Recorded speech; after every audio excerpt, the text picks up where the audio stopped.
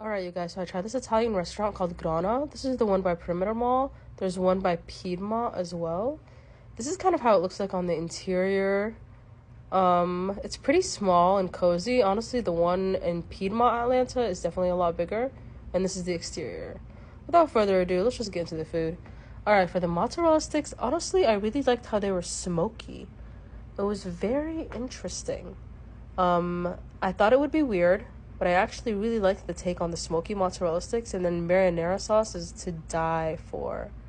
And then next up we have the crispy potatoes, and then it's topped with chili aioli and some parmesan as well. It was so good. It was very crispy on the outside and extremely soft and tender on the inside. And then believe it or not, this is garlic bread. It's a very authentic garlic bread. We're used to the bread with a little bit of Parmesan cheese, but this is authentic garlic bread, and it tasted so good. The cheese was good, and it was a perfect amount of garlic.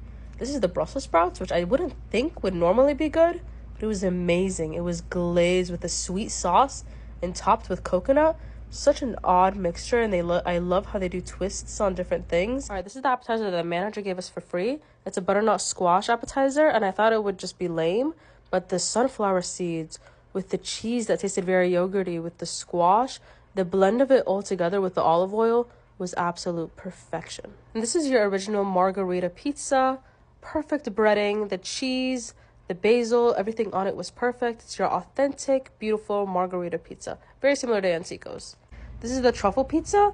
This is a polarizing one, honestly. Some people loved it, some people liked it. I was one of the people that loved it. I thought it was so interesting. The truffle is very strong. So if you're not a truffle person, this is not for you. And then the next thing we have, I believe, is pasta. All right, so for this pasta, it was gnocchi. So the gnocchi was extremely soft. It was like a 4-cheese gnocchi. So it's definitely very cheesy, but I loved it. I thought the gnocchi was super soft and it was perfect amount of cheese. This is the meatballs. Their meatballs are to die for. This is the Mama's meatballs. Honestly, they're known for their meatballs, and I can see why. Best meatballs I've ever had.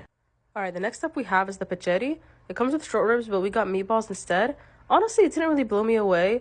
Everything about it was regular. It just kind of tasted like mac and cheese pasta with a little bit better than mac and cheese. It wasn't really that great.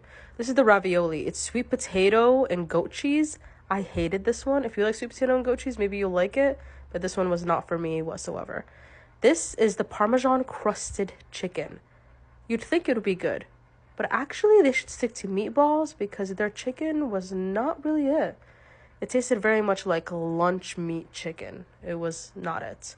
And then onto the cannolis.